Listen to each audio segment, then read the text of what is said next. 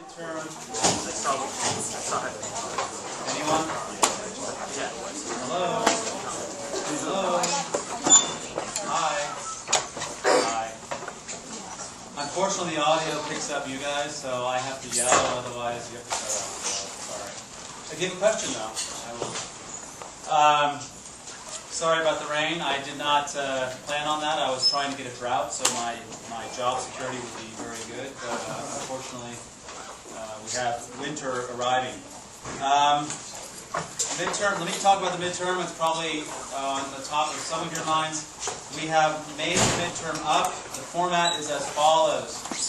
There will be, you have the entire class period, 120 minutes. Start on time, end on time. There will be 10 true-false questions and 5 long answer questions. Long answer questions will resemble questions that you've seen on the homeworks, or they will not. They will be more familiar than true-false. True-false, you do not get full credit if you say true and write nothing. Okay, so it's true, false, and explain. The reason I'm telling you this, all of you right now, because I want you to have the expectation of coming in, looking at a question, deciding if it's true or false, and then giving a really short, sweet explanation about why it's true or false. Okay? And I will not be here, but Faye and Diana will be here. Hopefully the midterm will be clear enough that you will not have problems understanding the questions, and you'll have a great time doing the midterm. At the end of class, we'll hand back your homework assignments, homework 2. The key is posted. Yeah. Yes? And your grades are posted. Crackerjack work by the GSIs. Diana's not here, but I don't know if you saw the review things they put up for you. I was amazed. That's great. It's really, really good job. So take advantage of this hard work they're doing for you guys. All that stuff is posted on VSpace. My office hours today, 12:30, right after class, and at 4 o'clock because I have to go. I'm sorry, you guys, we were all deciding on 4:30, but I didn't know I had to go so many classes. Obviously, I survived the surgery, so that's good news, bad news, and we will have an entire rest of the semester to go. The blogging has been, the blog posts have been going up. They are really good, and I strongly encourage, every time I put them up now, I warn the students whose blog posts are going up, hey, your posts are going up. There have been some very, very good responses from readers on the blog. I encourage the authors of the blog posts to get involved in that dialogue if you feel like it. I encourage you to get involved in other people's dialogues. I know you don't have 52 hours a day to work on writing blog posts, opinions, and comments, but do take advantage of that ongoing discussion. If you have written a blog post, be prepared to revise that blog post as a class assignment later in the semester, okay? And be prepared to take into account the comments that are put up by other people, including your economic analysis sucks, okay? If someone says that, and you're going to hand in a briefing, this is going to probably be briefing number 2, and it's a cut and paste, you will probably get a 0 on that assignment, okay? So now is the time to start paying attention to feedback on your blog posts. But on the other hand, it's some pretty good stuff. I'm very excited. Very cool.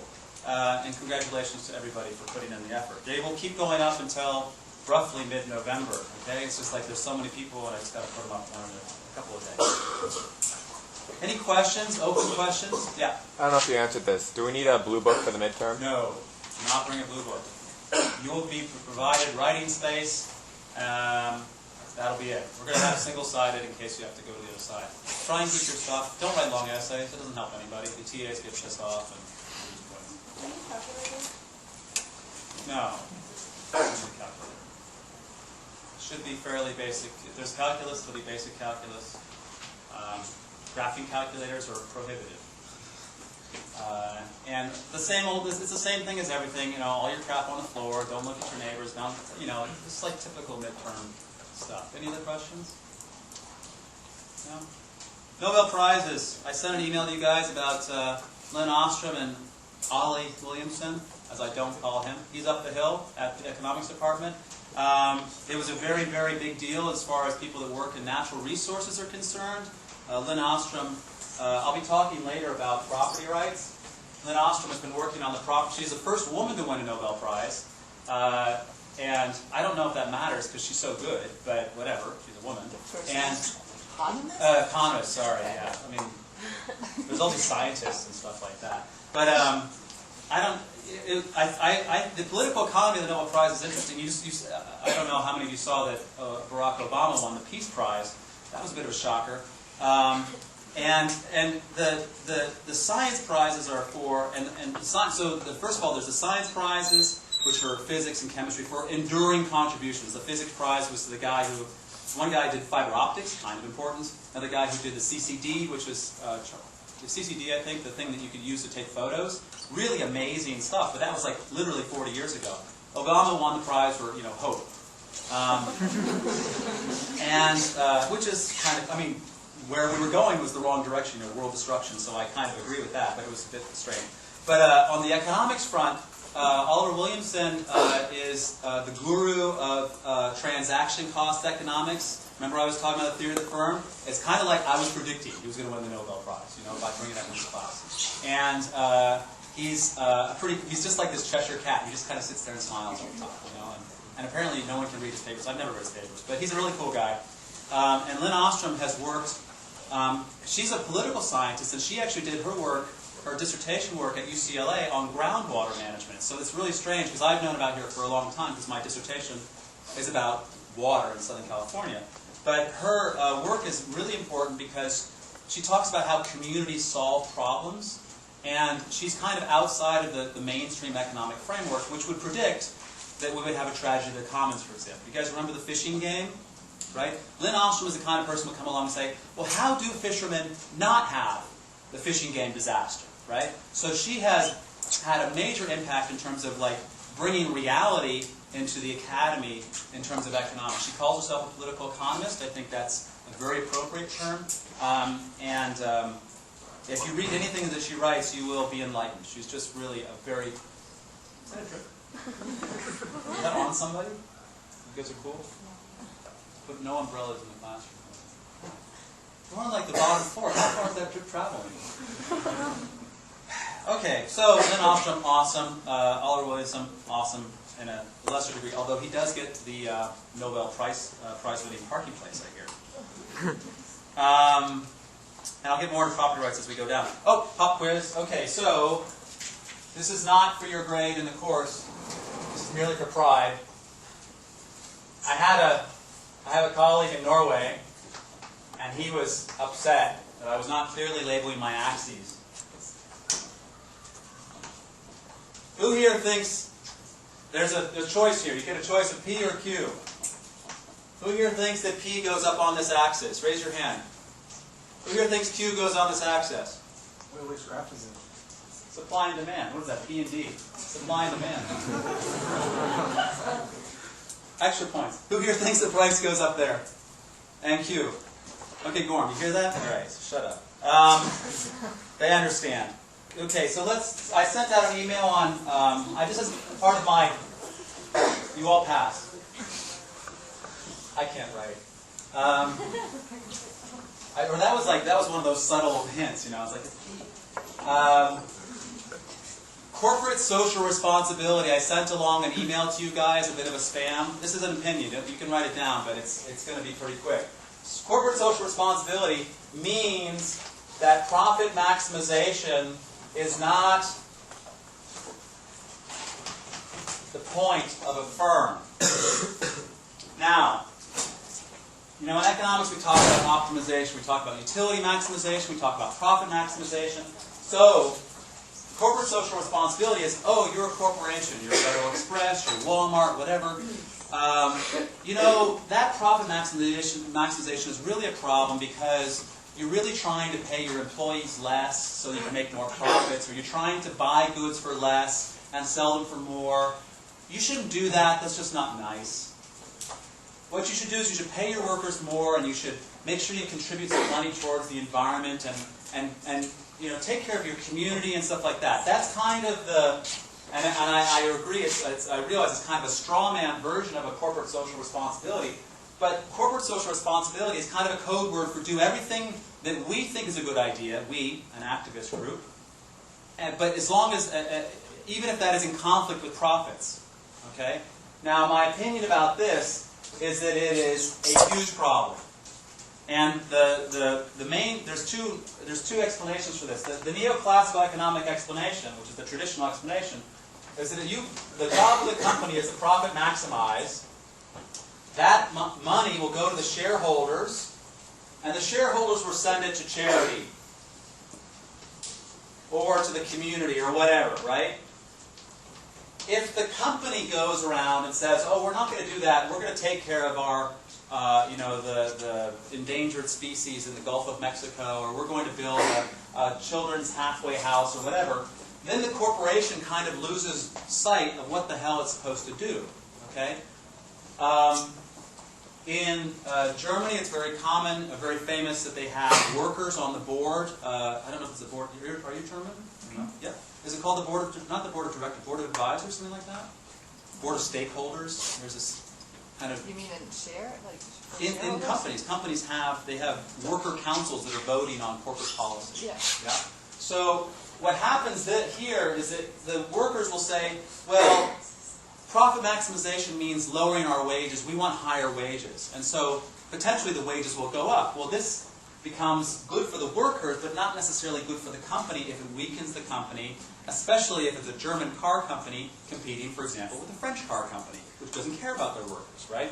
So then that German company may actually go out of business, and then the workers are really in trouble because they have no jobs.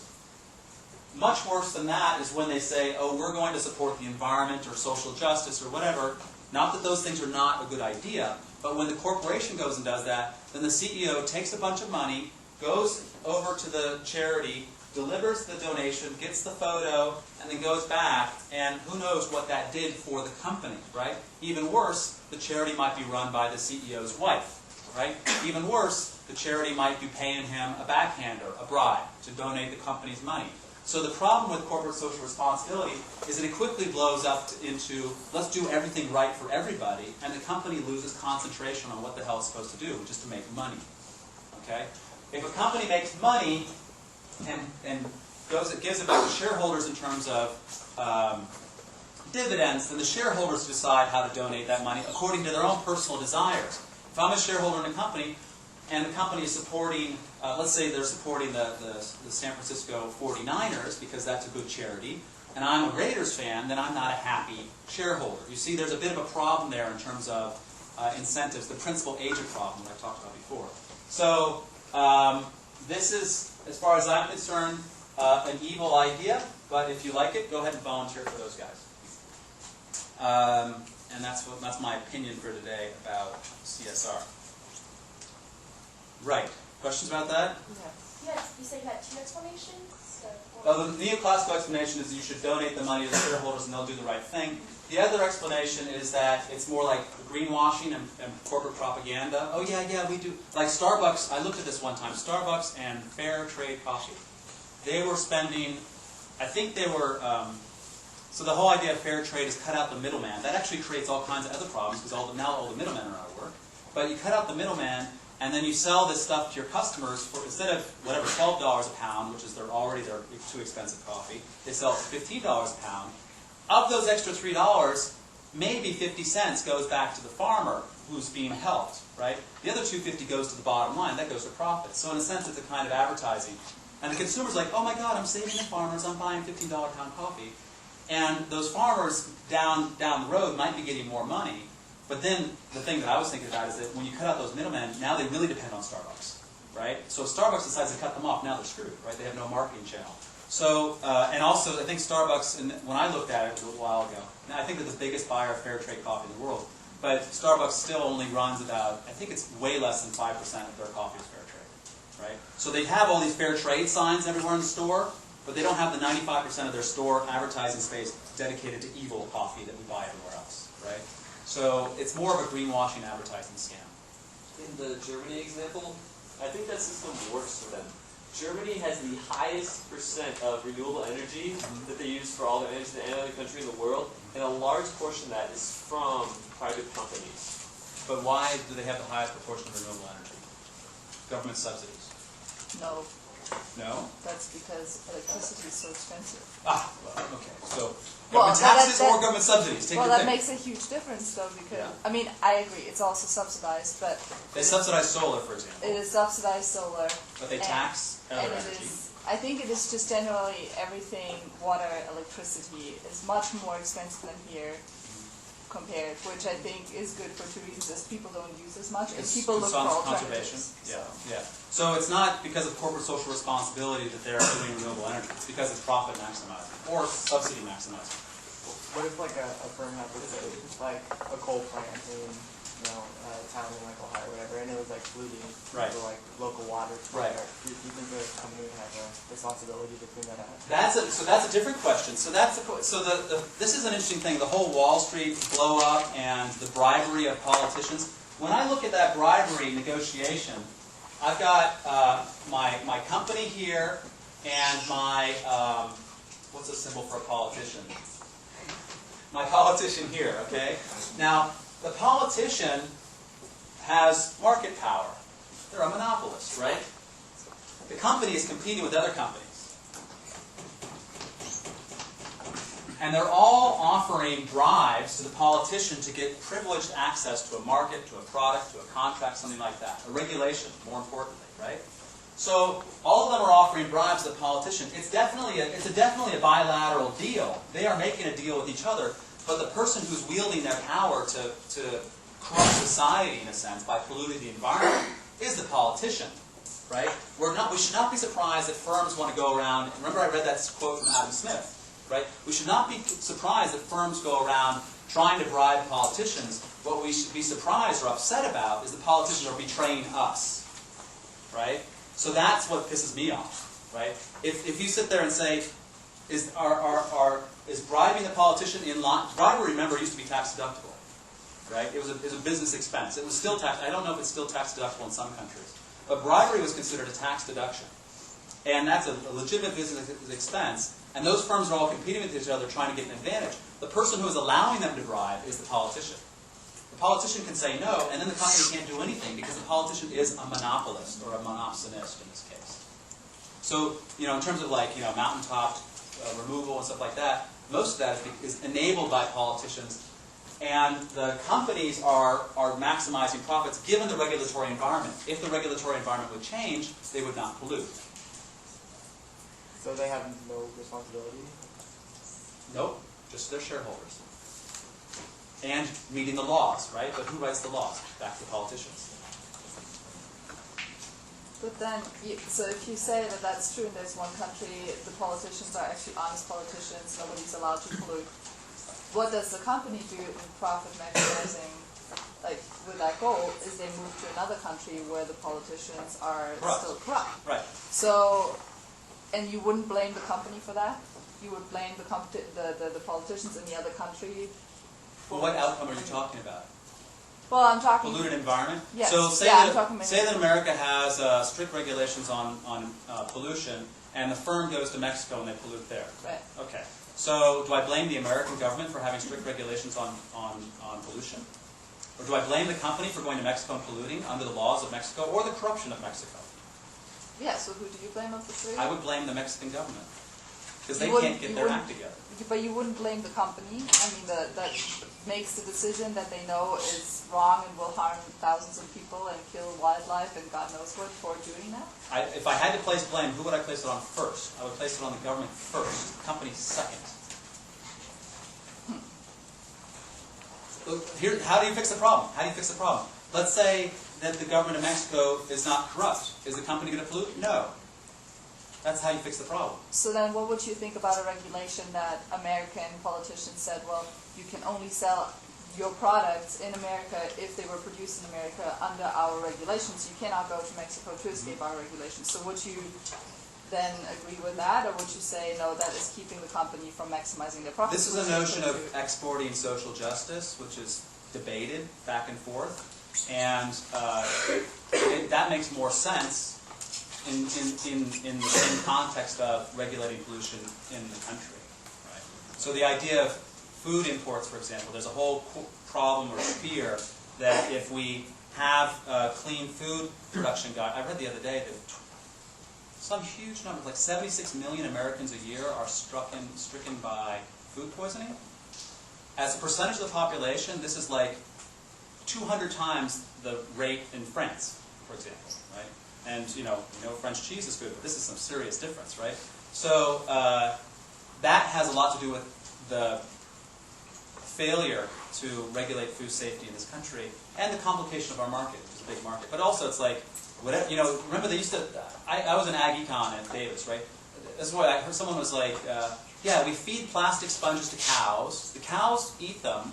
They shit them out again because they can't digest them, the plastic sponges. But it helps them gain weight, right? So we do that.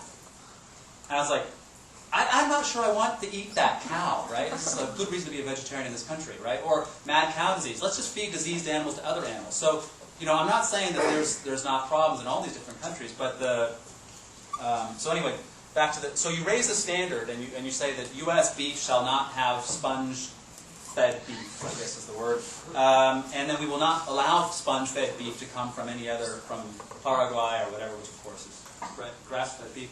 And that would make sense in terms of an alignment of the regulation. That would make sense. And you know, if the inspectors at the border of this country are willing to be bribed to let in the black market beef, then okay, we go back to that problem, right? That's back to the corruption and regulation. So I'm looking when I talk about government failure and market failure, they are both important problems, right?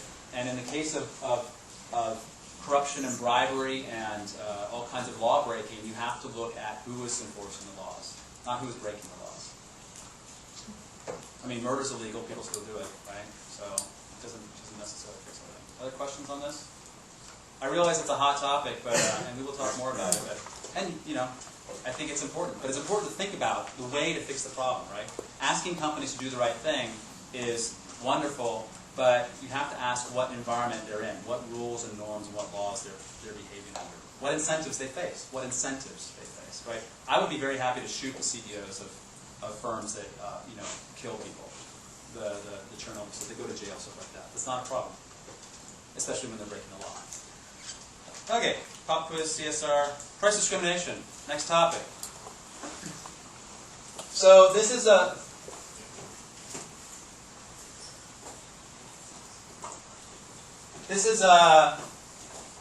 price discrimination is the idea of taking advantage of some characteristic in your customers in order to charge them more money and extract more profit. Okay? It's a very popular idea for the company side of things.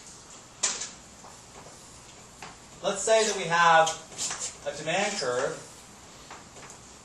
and let's just say the firm has a supply curve like this.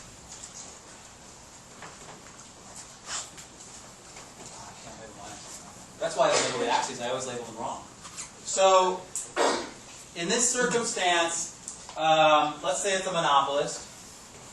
We're going to set price here, and we're going to get this revenue,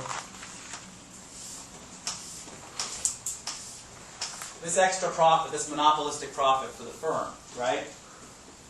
Now, the firm is happy to make more money than charging marginal costs, right, equals price. But the firm is not happy about losing, this chocolate sucks, maybe it's rain. The firm is not happy about losing triangles A and B in terms of revenue or money, right?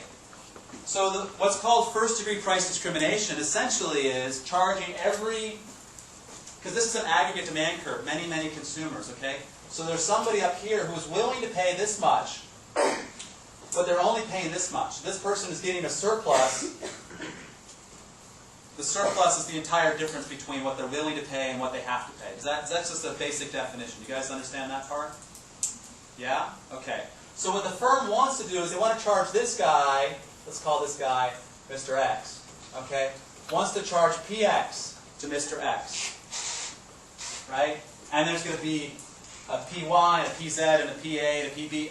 The firm wants to charge different prices for different customers so that the entire area is collected as revenue. That's called first degree price discrimination. This is a definition that you need to know. What is the first degree part? As in first, and then there's a second, and then there's a third, right? So it's like, let's call it this way, the most advanced form of price discrimination, right? In fact, if you're doing marketing to a company, you say, I'm going to give you the most advanced form of price discrimination, all the executives are going to pay attention, right? Because this is what they would want to do. Because the consumers will face that price and be literally indifferent between having the product and not having the product. And so in economics, say, oh, they're indifferent, we charge epsilon less. We charge a little bit less. This word, this Greek letter epsilon pops up. We charge them just a little bit less. So if that product is worth $10 to you, we'll charge you $9.99. You get 1 penny of utility, 1 penny of surplus. The other $9.99 goes to the firm, and they use that. It goes to their bottom line. Now, what's the problem with first-degree price discrimination? Realistically, How do you get like that price for like person? so figuring out who that person. So it's actually tying the price to the consumer, right? That's the first problem. How do you tie that price? So you come. Oh, I know your value. You're $9.99, and you're going to pay me this much, right? What's the other one? Making them pay that price. Sorry. Making them actually pay that higher price. Making them pay that price. What happens when this consumer over here decides to sell to this consumer over here? Take the profit and go home, right? So there's a possibility of those consumers can trade among themselves. That's a problem as well. What's another problem?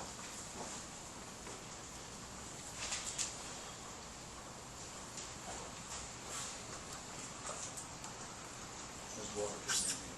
You're okay. What's another problem? Anyone? It's like cash on the table, so another company could jump in and charge lower. Could be, yeah. That's a monopoly right now. We're just leaving that one alone. How do you limit that like, how do you limit the higher price only to these consumers without discouraging other consumers? So that some consumers might see one price and be upset that the other person is getting a different price? Yeah.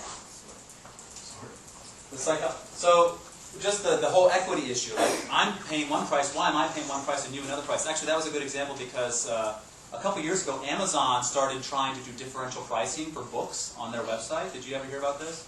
They know your profile, your zip code. Your zip code says what tax bracket you're in almost, because you can link it to census data. And then one person would have a price of $12, another person would be $15. Because they have a willingness to pay, right? Income elasticity, normal good, they're willing to pay more, why not charge more? They just got caught trying to maximize profits. But it goes against the norm that we have, which is everybody pays the same price. That's one thing. Except that they don't, because we're facing price discrimination a lot. Is that legal or not? It is legal to charge different prices to different people. They just got a lot of Go down to the farmer's market and negotiate over tomatoes, right? I know. But Yeah. they just got a lot of heat, so they have to stop. They got heat, yeah, because it's like people. In some way, people didn't expect it, right? If I know you're going to discriminate against me, then I get strategic against you. But if I just think that that's the same price, that's when you go shopping on these airline aggregator things. You start looking at rates and go to this rate, and this rate, this rate, this rate, and the prices are changing every 20 minutes, and it's just because the airlines are trying to discriminate against you all the time, but you know they are. Would a progressive tax be some sort of price discrimination? No, off topic. Okay, the one thing that I think you guys are taking for granted, but it's really important, is the firm really doesn't even know what this demand function looks like. Right? That's a huge problem. And this is something that I sit there and I just draw this demand and supply, and here we are, equilibrium. But remember, there's almost no firm in the world that knows what the demand function looks like. They have entire divisions of marketing people trying to figure out, what demand is for various goods, especially new goods, but also even old goods. So that's the biggest problem. Number one, we don't even know what the demand function looks like. Number two, if we could do it, we'd have to figure out how to get that price to that consumer without that consumer buying from someone else. And third, or fourth, or fifth, whatever, we would have a problem with the consumers getting upset in terms of just equity, right? Just being charged a different price. Okay, so that's first-degree price discrimination.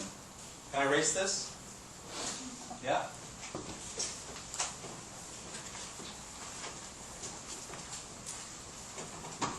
Second-degree price discrimination is something that you're all familiar with. It's basically called a quantity discount. If this is quantity discount, the first one is kind of like, it's called walking the consumer, walking down the demand curve. That's the idea. You're walking consumers down the demand curve. You can call it that. It's a good way to think about it.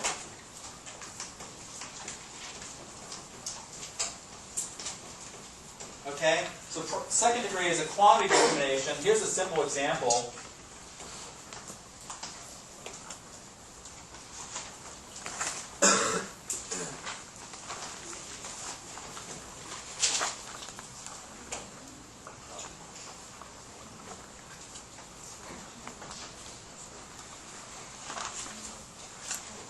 So what the firm does is they set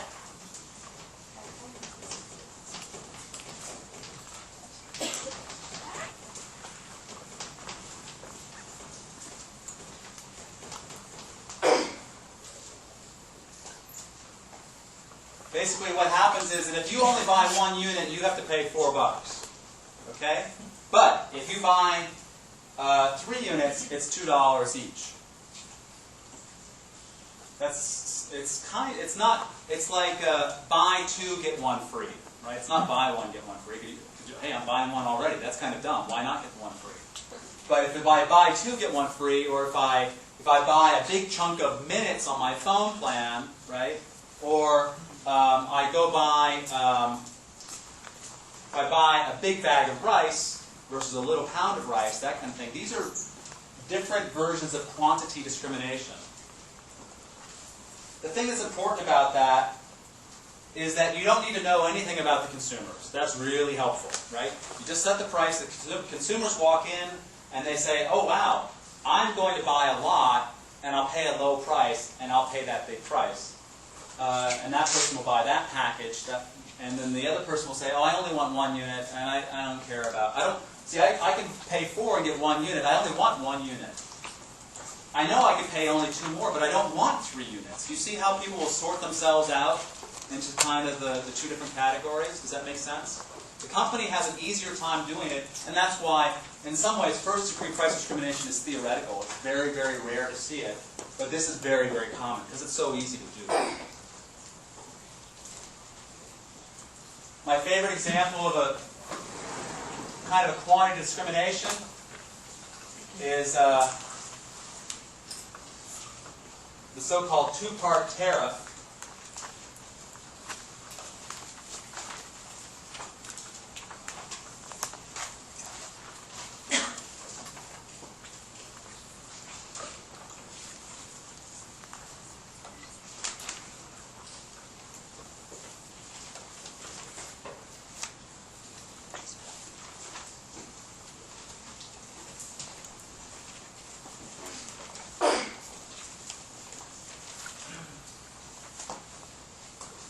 And this is, imagine you go down to a bar.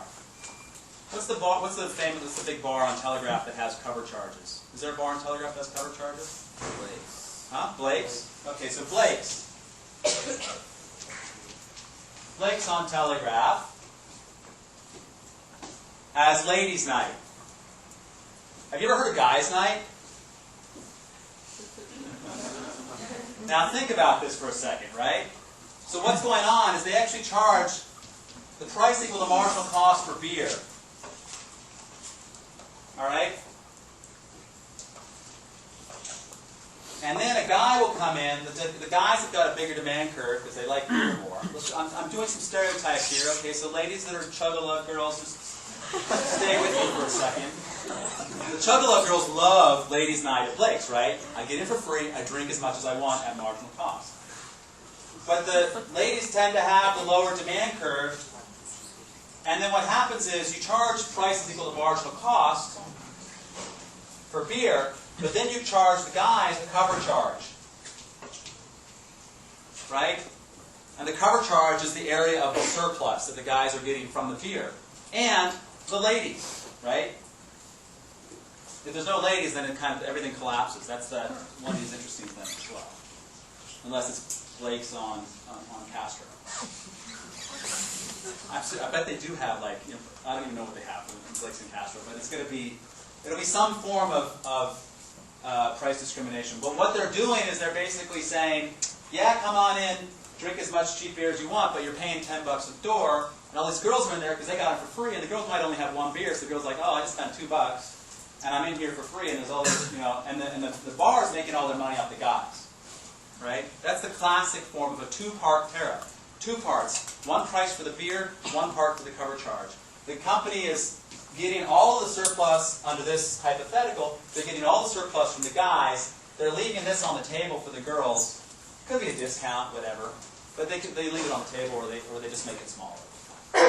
And there's that interaction of, if there's not enough girls and the guys don't come in, but just take it into account if that matters. Or you could do it. You could just do it like this, and just do it cover charge for the guys, but like $10 where there's no girls in there. What are you talking about? So that's part of the reason that it's ladies' night. Also, it's a combination of factors. Actually, the ladies' night thing is more like a third price discrimination, and I'll get to that in a second. So this is combining two. So third degree discrimination is based on some observable characteristic. Okay, that was an observable guy, girl. Another typical one: student discount. Show me your ID. Senior discount. Show me you're old. Movies on Thursday night, or on Friday night versus Saturday night. So what you got there is you've got your 2 different demand curves, and you've got your yuppie here, middle-aged but high income. You got your senior here, older, low income. You want to get both of them in for the movie, right? And you look at the senior and say, you're old. You get in for it's only $7.50 now, right? And the yuppie has to pay $10 or $9.50 or whatever the price is, right? That's third degree price discrimination. It's based on an observable characteristic. So the bar example is actually a combination of second and third degree, right? But this is a very pure third degree. This is pure second degree. Just so you don't get confused. Yeah. What happens if the yuppie's a student? Is that kind of or good idea to keep your fake ID. Well, then you slip onto the screen basically because you just do that. That'll happen. But it's hard. It's kind of hard in a sense, but not common. Other question? Yeah. Can you withdraw how the price would be set? Yeah, for the yuppie, you could just do a pure monopolistic pricing mechanism. You just set a high price and a low price. Does that make sense? Yeah. So do price discriminations only work in monopolies? No. Remember that between everywhere from perfect competition. In perfect competition, everybody goes down to marginal cost, right, in terms of their pricing. So with perfect competition, the movie theaters would compete away that price discrimination, so there would not be price discrimination. But you literally can have one theater and another theater a couple blocks away, and now they're not perfectly competing because they're like apart, or they're too far apart, right? It's our movie starts at 8:30, your movie starts at 8:45. It's really easy to get away from perfect competition, and as soon as you start to move away, then you start seeing these price discrimination things pop up. Sometimes you'll see this industry norm, right? Like everybody in the industry is going to be like, yeah, we'll charge seniors less, because they understand this. But also, it's kind of like, hey, if you do it, I'll do it, right? It's kind of a gentleman's agreement for the theaters against the consumers in a way, right? But if the theaters are, what you find out is that as soon as, whenever an information service pops up that makes price comparison easier, it starts to erode price discrimination. The internet has been huge for that, right? That you can go on the internet and type in the name of the model of any digital camera, and you can see it all over the United States, who's selling that digital camera, right? Well, in the old days, you have to go down to your corner camera shop, right? Oh, I'm going to New York to buy a camera because they're cheaper there, right? That doesn't happen anymore. You just look on the internet. So as soon as information flow is faster, price discrimination tends to decay. Yeah? So would the alternative be a price in between those two, or would it just be the yuppie price? The firm would aggregate the two demand curves so that it would be, that's kind of a messy drawing, but let me just try and draw it here. It would start off as a yuppie, and then as soon as this guy came in, it would kind of kink, right? And then you get a much more complicated, marginal revenue curve. But the firm would be trying to discriminate against the entire aggregate demand curve. What it thinks that is, right? That's the other problem. For movies that are sold out and people have to wait in line for like 2 hours for, why doesn't the firm or the movie theater charge higher Prices? That's an ongoing debate in economics, right? So I told you about Bruce Springsteen, the Boss's movie tickets, or concert tickets. He was selling for $60. They sold out in 20 seconds, and then they were selling on the black market for $600, right? So why is that going on? So Bruce Springsteen is leaving a lot of money on the table in terms of money he can charge. A whole bunch of that money is getting transferred essentially to scalpers or people who actually just resell the tickets, right? So actually it turned out that a lot of those tickets were actually being held by Bruce Springsteen and his family. Like the entire floor of the stadium was owned by him. That was even more crazy. So why are they doing that? The most common explanation in terms of like economic, so there's, oops, we messed up, or we want to do the right thing, which is another idea. Sometimes because the poorer people can afford to wait in line for 24 hours, that's one way to get them a ticket compared to a rich person who can just buy it up on the black market. But the poor person will wait in line for 24 hours and then sell that ticket to the rich person for $600. So I don't know, maybe that's helping the poor person. Either they go to the concert or they keep the money. The other reason that lines are good is because lines make the place look popular. What's that, the sushi place on Shattuck? You know the one that always has a line outside? Kerala. I went there for the first time in my life. It was okay. But why do they always have a line outside, right? I mean, they should be raising prices, but maybe it's like, wow, there's a line out there. Maybe I should go there sometime. So it's a kind of a marketing, pretty cool way, unless it's raining. Another question? Yeah. Going back to the Swedish example, how is that an example of Quantity-based discrimination? Because it is an example for the second group. You're right. It's not. So, quantity discount. Yeah, but the thing is that they're setting price equal to marginal cost for the beer. So everybody's facing the same price. I mean, given that what you said there, here's the way it could be a second-degree price discrimination. Say that everybody pays the same cover charge. Okay. What you're going to do is you're going to end up with a Blake's full of guys, right? Because the cover charge might be $5. The average guy's surplus is $10, so he's making it. But the average girl's surplus might be $4, right? So she's like, forget it, I'm not even going. So that would be a form of quantity discrimination. A two-part tariff would be a form of quantity discrimination that way, right? Without the gender thing. Yeah? Any other questions on this? Okay.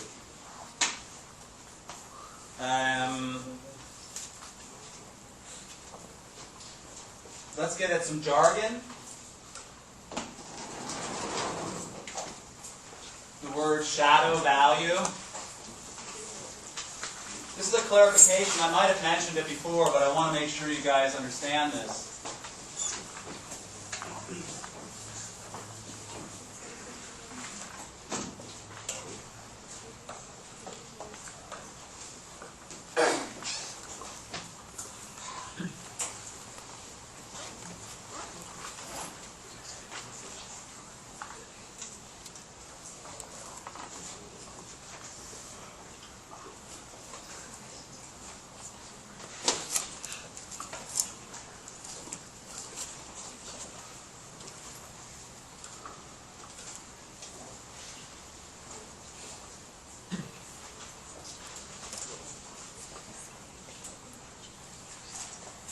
So shadow value happens when you don't have a price. Okay? So the other day I mentioned what happens when you set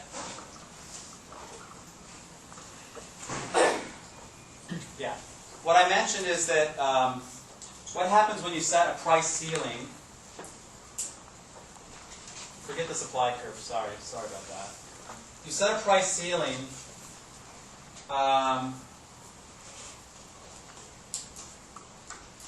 No, I do want a supply curve, sorry.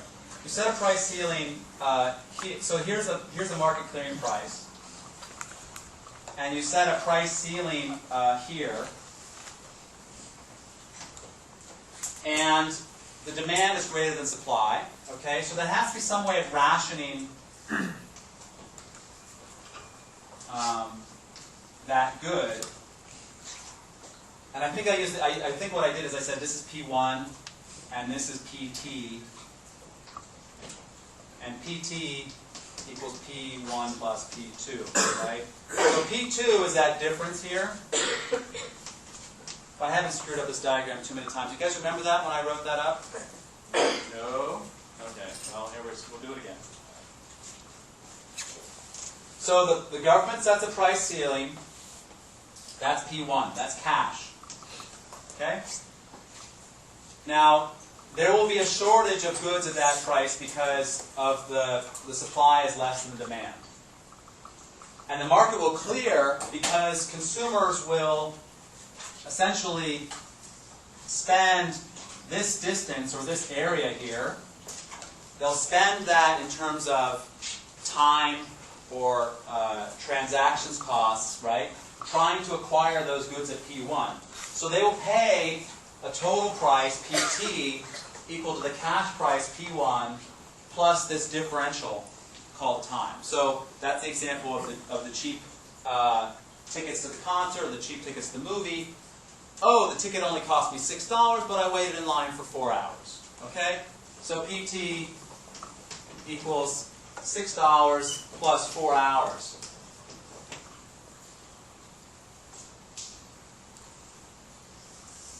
Now this is it's usually called a time cost, okay? And I'm not, that's called a time cost. Let me just, I don't want to get my jargon wrong, and I'm very easy to get that wrong. But it's something resembling the price is based on the cash paid plus the additional resources expended, right? Are you using your computer? Can you shut that off?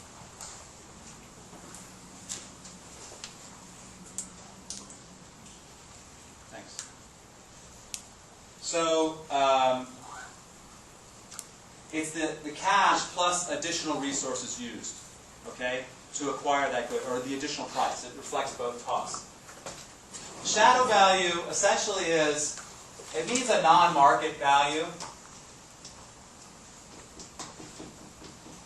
And in that example, the non-market aspect is time, okay? You got money, which is the market exchange. Yeah, I went to the front of the line and I paid $6, but my time is this kind of weird thing. I paid it because it was valuable. Yeah? So what about the person who gets in line, stands there for 3 hours, and after 3 hours decides... It gives up. Yeah, it's not worth it anymore. Is that the dead weight? Is 3 hours the dead weight loss, or is it just out of luck? That would be, in a sense, it's a kind of a transaction cost. So it's the same idea of I've got a house for sale, and say that the market value is $200,000, and I sell it for $100,000, and a whole bunch of people are competing for that house. All of those people are putting effort in to get that house, right? But only one of them is ever going to get it. So there's a whole bunch of wasted effort. And that falls under the whole transaction cost category, right? So the cost of selling that house was not the $100,000 spent. It wasn't even the $100,000 plus the difference that the winner paid, but it was what everybody else also spent trying to get to that good. So it's, in a sense, it is a welfare loss, and a dead weight loss would be right. I would use that word. So, but usually transaction costs do not equal dead weight loss. No, they're not the same idea. They're similar ideas. They're both of them decreasing social welfare, right?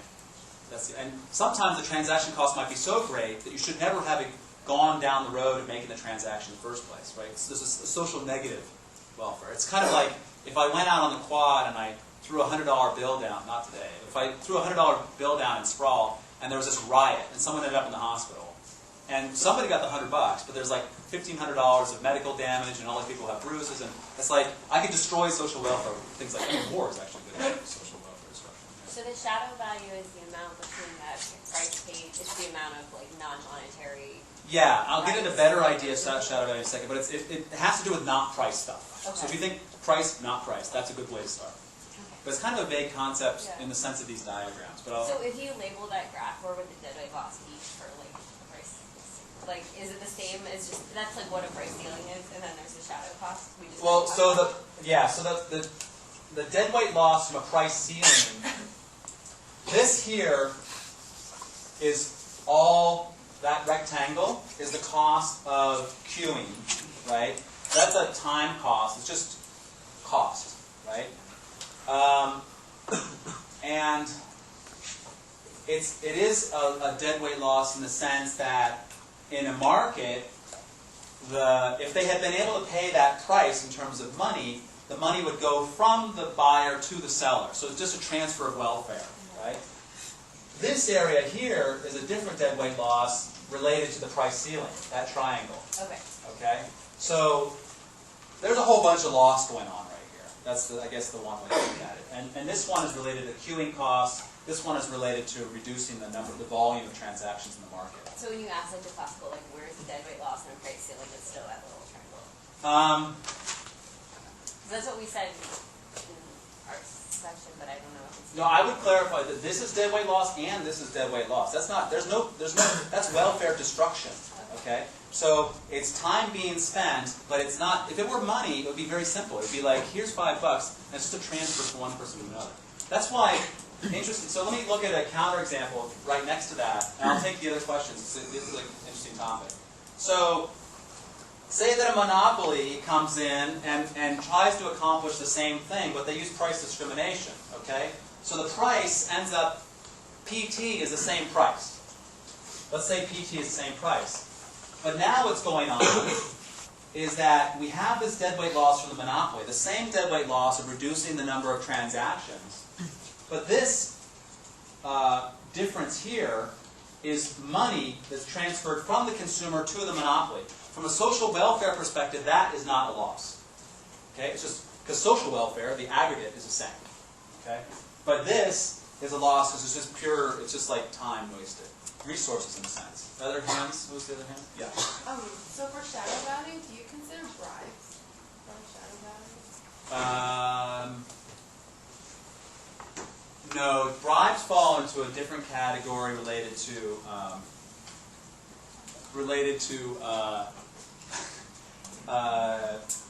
corruption and principal agent problems. Yeah, but let's say like you're selling the house, and then someone says, "I'll give you $100,000 and a car," and that person, and so would that car be like a bribe? But that has a monetary... That's a monetary bribe. That's like $100,000 plus a whatever, $10,000 or $20,000 car, or $50,000 car. So that's just cash equivalent.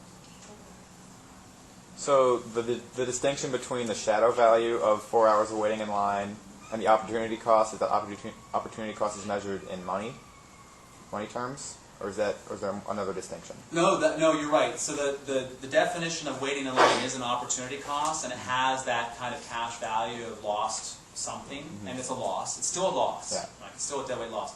It's not strictly a shadow value. I'm trying to get at the idea of non-monetary stuff, which is kind of a... So look at it this way. If you do your little Venn diagram,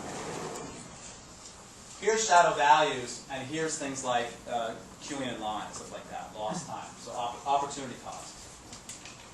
But they're all non-monetary. I'll get to a better example in a second. Other hand? Yeah. So with airline tickets, like there's like the ones that you can't cancel, you know, like the leisure travelers will use option because they're making plans way in advance, and then the business travelers will be last minute, they'll be more expensive, but they can change with no fees. Is that price discrimination, transaction cost, or a whole different product? That's a price discrimination product. Yeah, and it's essentially they're definitely saying, you, the business person, want that flexibility, regardless of the businessman actually charging it to their firm, right? And the discount traveler is willing to give up some flexibility to get a cheaper ticket. That's second-degree price discrimination, right? Because anybody can buy a business class ticket, right? You don't have to be a business person, right? But business people do buy it. Yeah. If we're not paying the actual cost for water, like the real cost, Right. call it like a missing market. Is that related to that? That's what I'm getting at. Hold that thought. That's my example that I want to get to, yeah. I'm not sure if this is the same graph that you were referring to last time, but you said that this is like a social worker that could technically, if it was used properly, If it was what? if it was used properly, it wouldn't necessarily be a loss. So like maybe in this example, waiting in line, that person was multitasking and like reading a magazine and like chatting with their friends. They're reducing the opportunity cost if they're multitasking, right? But this is always going to be a negative association. Yes, well, negative, not like, oh God, evil, but like negative, like you would rather not do it, right? I mean, some people like hanging out in line. I don't go to random lines and hang out with people for a while and walk away, right? I mean, if you do that, then you like hanging out in line, right? But most people don't want to hang out in line.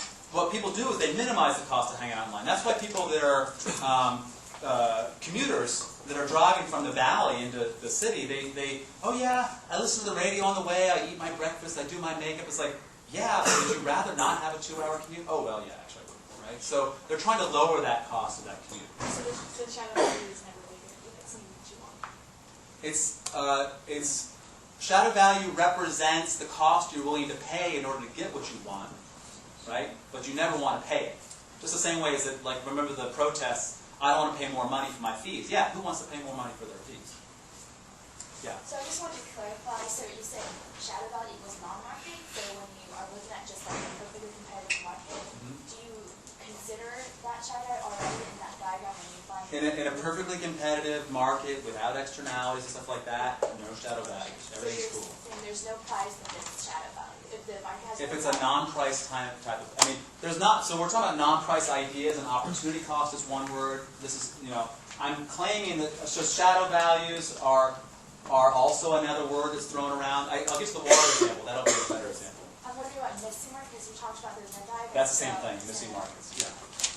What's the shadow value like lambda in the electron? Yes, it was. That was a shadow value of an additional dollar of income. Right? So how much is an additional dollar of income worth to you in terms of more goods that you might buy? And that's the way the word is used again, right? So it's kind of like one of those things like, utility. It's used a lot. So in some ways, remember I told you at the start of the semester, like I'll be vague about things and we're going to be wandering around and you'll kind of get it after a while? Because some of these concepts are hard to nail down in terms of like a pure concept, but you should get a feel for what I'm trying to say. And don't worry, shadow value is not on midterm. You said that bribes don't have to deal with shadow value, but what if you tell a politician, I'll vote for you? And that's your cost, your non-monetary cost. Is that not I'm not going with that one, no. What about like health costs? Like if you can buy like some kind of food that's really cheap, but it's like genetically engineered to like get cancer or something like that, or like not cancer, I don't know. No, but that's, in a sense, that's not reflected in the price. Right. Shadow cost. Like if you can buy some kind of meat that costs less, but then you get sick after you eat it. Right. Right. I think that would fall. Okay, so if you know that it's a risk that you're taking, and the risk, and so do you really have good information? Is one question. Right. If you don't know, and you're just getting it cheaper, it's like, this milk is only half the price of that milk, except that it's actually yogurt inside, right? So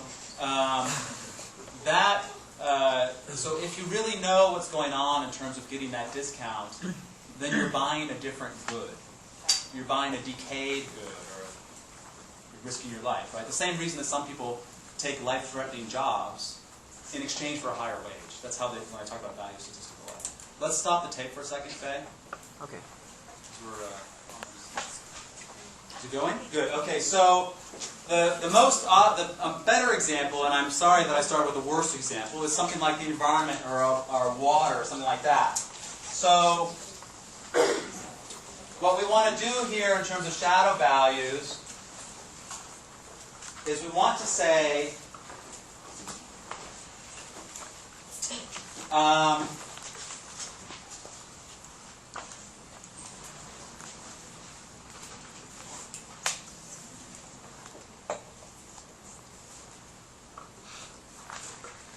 okay, look, let's just say it this way. If there were a market for clean water, we would have supply and demand, just like that, okay? But there is not, okay? So, if there's no market, then what happens is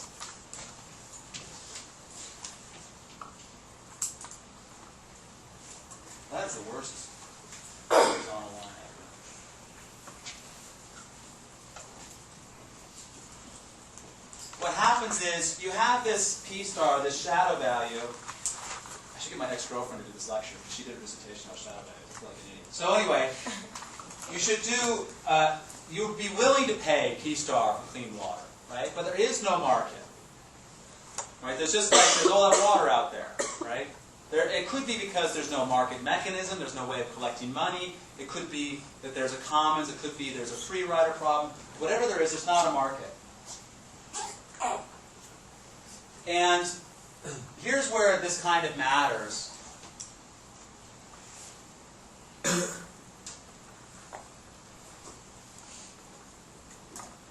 Well, forget this for a second. What will happen is that there's no market, but people will value clean water, this quantity of clean water at that price, and they will make an effort to get it in some way, right? So they can't buy it explicitly. They might move to a community that has clean water. When I moved from Davis to Berkeley, I was very happy to drink the tap water here. Okay, I couldn't pay any different price to get that water in one place or the other. I couldn't reflect that value, but I had that value. So you might change communities reflecting the shadow value of that water. You might vote for politicians to have a clean water kind of regulation or a clean water program that will reflect this value. In a sense, if let's take the political example for a second. If the total value of that clean water to society, let's say it's PQ, then you should be able to see votes in favor of spending money, tax and spending, right? Tax and spending money to deliver that value. So it's an indirect way of delivering that value to society. Okay? It's not a market good, but this is politics, voting, right? We're on political economy now. You can't get a market, so you try and solve this problem of how do we supply this good, this clean water, and you solve it through political means. In this particular example, right? You might change communities, you just vote with your feet, okay? So what you're trying to do is you're trying to get that item that's very valuable to you, but there's no way of getting that price, okay? Some communities, the examples, some communities might have a traditional culture of, say that there's a festival, right? A feast.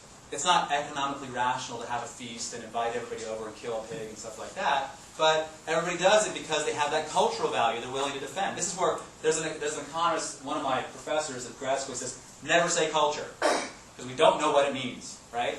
But culture can be valued in terms of these shadow values, in a sense that people are willing to sacrifice time or goods or money or votes to try and get those items. They're not traded in the market, and if they were traded, I mean, sometimes it's like culturally, it shouldn't even be traded in the market, but they're valuable to people. So is somebody in the, like, let's say a hunter in the forest who only lives off berries and, I don't know, like whatever you can catch, never uses money, is that all shadow value then? It's like he walks 5 miles. In some ways, yeah. Like, so the hunter, we say they're going, let's see, I can go spend an hour getting berries or an hour chasing that bird or whatever. The probability of catching the bird, this is expected income type of thing, but it's based on, the values are there, right? That's more valuable or that's more valuable. Cost benefit. There's no money changing hands, but because of that value calculation, the hunter is, that's a great example. The hunter is actually making a decision which is whatever economically rational, right? And trying to decide what to do. So this is a similar example. That's a better example. Let's just take, you hear that? The hunter example. You get your hunter trying to go get the berries or get the bird. There's no money involved, right? But there's a valuation that there's trying to pursue in terms of spending his time and effort. Okay?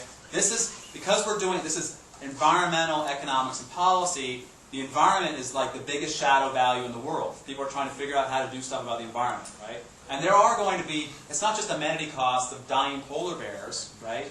I personally don't have a personal impact of, losing polar bears in terms of my starvation or something like that, but maybe I like polar bears. Maybe I like the environment, yeah. So you're saying that an externality is basically a shadow cost, in some sense? An externality, Like it should reflects be a the shadow higher cost. price because it reflects the shadow Right. cost. An externality reflects the shadow cost because, I mean, it could be, an externality could be, you know, if every time I pick up this pen, she loses a quart of blood, right, or something like that. Or she loses $5. That could be an externality. You're losing money. So every time I pick this up, she loses $5. That's an externality because it's not affecting me, but it's affecting her. It's cash. But maybe it's a different thing, which is a non-market, a non-cash thing. So there's an overlap between these two concepts. But if we went for like the classical example, like you know the factory that is polluting and their price is artificially low and there's a certain amount of pollution that's not reflected in the price, that would be the shadow value to the environment. Right. The shadow value would be where you want to set those prices. Right. So when you do the externality, like when you Analysis. tax it Right. to make up for the externality, it's the same level. Right. The tax would be set so the shadow value goes to zero, right? Or the shadow cost goes to zero. The shadow price, shadow cost, all these shadows around going on. Let me get into this thing for right now. That's just the label is called a pigouvian tax. So remember we've drawn these diagrams. Say you've got a polluting thing, activity, and this is the market supply curve, and it creates pollution. You just put a tax on things so that you shift up the supply curve by the distance of the tax. It's called pigouvian tax, okay? By this guy, Pigou, who's English. Pichou should be, but he's English, so we say Pigou, right? So that's just that's the name attached to it. And here's a huge thing that I was going to mention with this, and then we'll get to property rights. The problem with the pigouvian tax, or any of these ideas like, oh, I want to get to the shadow thing, it's almost like CSR, community, corporate social responsibility. How do you actually set that tax? Well, we know it's bad, so the tax should be positive. So it should be this much positive or this much positive. If you set it too high, now the tax is too high. Now you have too little pollution, if such a thing can be set, right? People are like, oh my God, how can you have too little pollution? Believe me, you can have too little pollution, right? It's like putting the baby seats in the airplanes. Right? It costs, $2 billion per life saved, but you use that money elsewhere. So too little pollution in the sense of there's an opportunity cost of having that program. You might have a little bit more pollution and use that money elsewhere for a different activity. That's where you have the problem with optimization. So in theory, we want to have a pigouvian tax. We want to have a carbon tax on the atmosphere, for example, on greenhouse gases. But maybe we set that tax the wrong spot, and then we're in trouble. That is certainly not an argument against carbon taxes. It just says it's tricky to set it at the right level. Okay? That's that definition. Any more questions about shadow value? It's a good discussion, but I want to try and finish this so we can hand your homework back, especially. Anything else? Okay, I'll run through.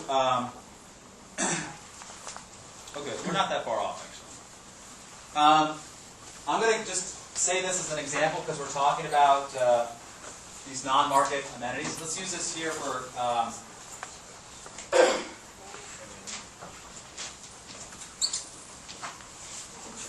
I'm changing the graph here. This is where the axes matter. Okay, I've got value and I've got time. And this is a concept called optimal extinction, which is another thing that makes people throw up in their mouth a little bit, but economists talk about it all the time.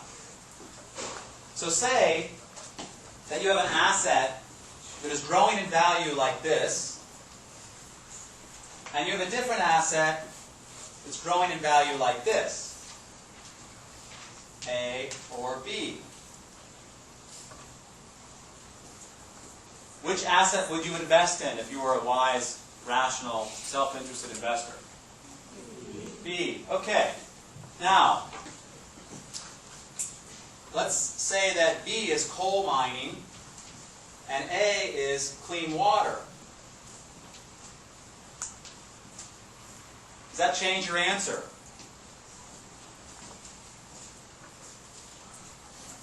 Yes. Oops. Right? Oops. Now, the value actually is including shadow values, is including amenity values, is including opportunity costs, okay? This, for example, this example is offered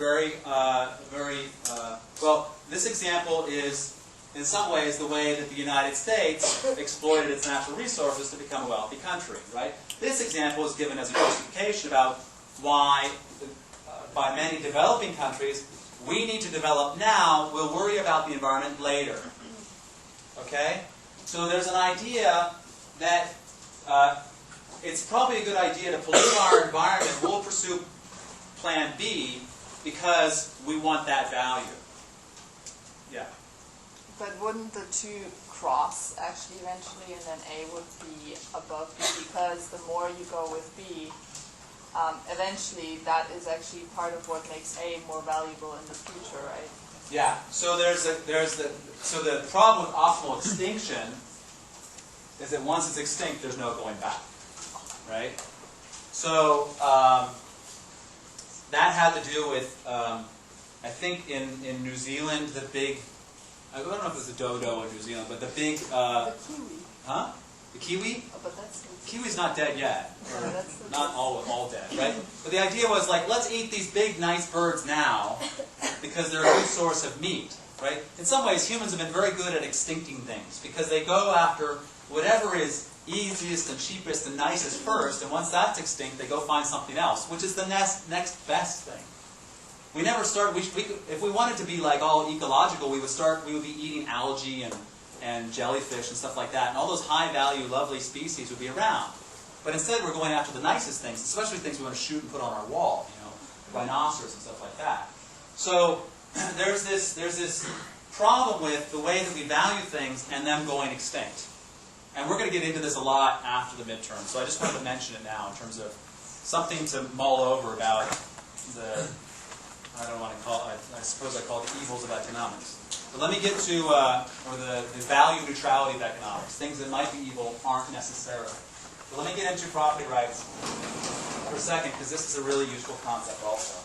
And Lynn Ostrom just won the Nobel Prize, so we've got to help her out.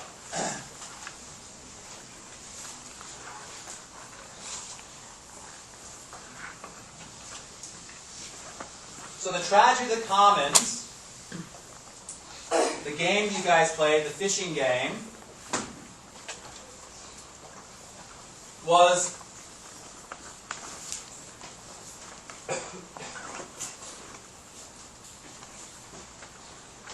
the fish in the fishing game were known as a common pool good or resource. Okay? And this 2 by 2, these are what's up there. This is excludable. I'll define these words for you. Non-excludable. This is rival. Non-rival.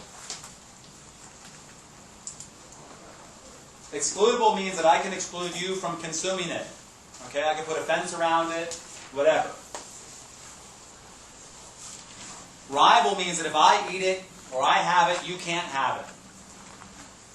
So, the most easy example is an excludable rival good is like an apple. They're called private goods.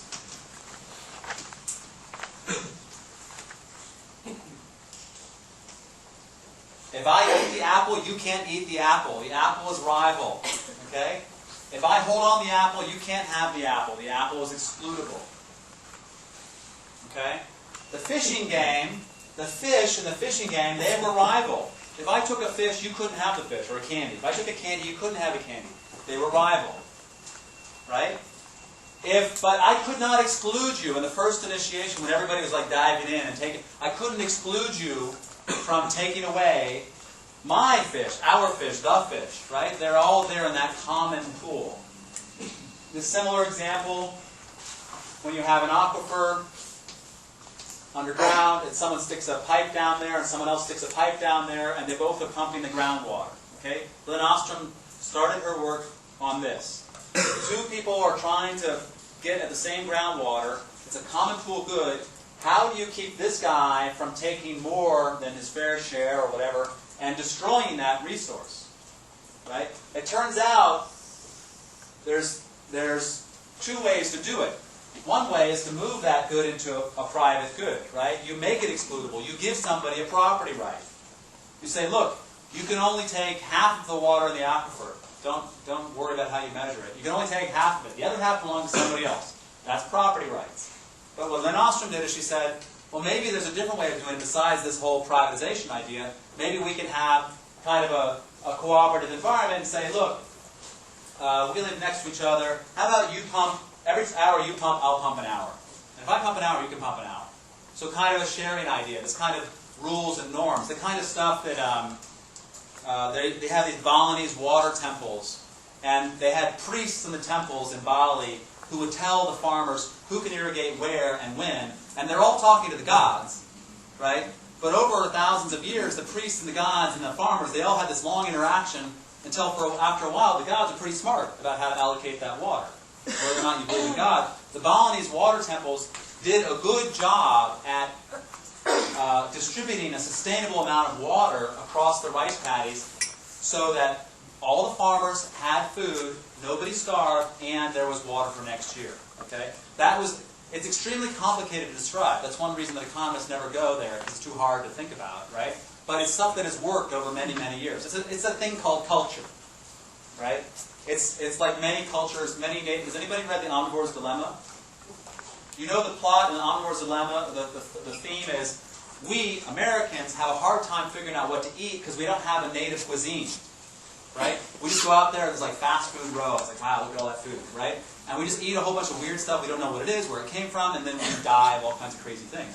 But you go to native cultures, and it's like, around the world, you're kind of seeing this rice and beans thing, right? Tofu and rice and beans in Mexico. You've got corn and frijoles.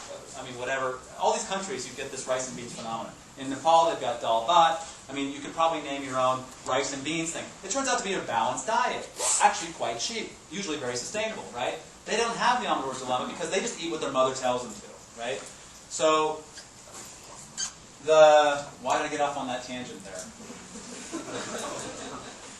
Oh, because that's kind of the rules and the norms and culture, right? The way that these things evolve over time. So Lynn Ostrom is all into that evolution of things over time. So you can resolve this common pool, this tragedy of the commons. This is tragedy of the commons right here. You can resolve the tragedy of the commons by having either property rights, which is a simple and economic thing, or evolved cultural norms for managing that property. Now down here we've got two other goods. Non-excludable, non-rival, public good. What's an example of that? What's an example of a public good? Air. What? Like air? Air. Usually air. Let's call it radio waves, basically. Air can be rival if we close the door here and we all start dying, right? So the non-excludable, non-rival. If I use it, you can use it. And I can't keep you from using it, right? And over here we have a rarer one, but a fairly obvious one, a club good, right? You're in the club, you're either in the club or you're out of the club. So you're in the club, you're not excluded. Let's say it this way. You're excluded if you're not in the club, right? But if you're in the club, you can use as much as you want, and it's not rival. That's why you get a golf club, a tennis club, or theoretically a health club, and theoretically is why. Because if it's somebody smoking pot outside? I don't know how that smell will work, but anyway, it smells like that. So it totally smells like that. Is somebody smoking in the back? Wow, that really is strong. So midterms. Okay. Oh, and I know you guys are in a lot of midterm stress. I'm sorry about that, but we're trying to get through this, everybody. So look, a club good is like a golf club. And I'll tell you, a golf club that has 16 members all trying to tee up at the same time is not going to be a popular golf club, right? So what they try and do is they try and constrain membership so that there's always a free slot so that you can get in there. That's the exclusivity. And so that you let in enough people so that you can have some people to hang out with, but not so many people that it's a mob. Okay? And club goods can move into rival territory. They can move into rival territory if there's congestion, right? If there's so many people in the club that there's just not enough space. In some ways, you guys are like this is a club good. Access to this classroom, in this class, the 90 people, that's the club, right? You're in. But if there's 100 people, then you'd be like, oh my God, where am I going to sit? Where am I going to sit, right? Yeah. Yeah. Oh, okay, I thought you were going to can the public good... Hold on. We're almost The air example, can it also move into private goods if there's less of it? I mean, I'm thinking if you breathe, you've used it. Right. Instead of So that's going to be, it's going to go to rival, but it's not excludable. Here can go into here. All right. Good luck on the midterm on Thursday. Office hours right now. Homework will be handed back at the end. You have homework? Okay, great. And I'll see you guys on Tuesday.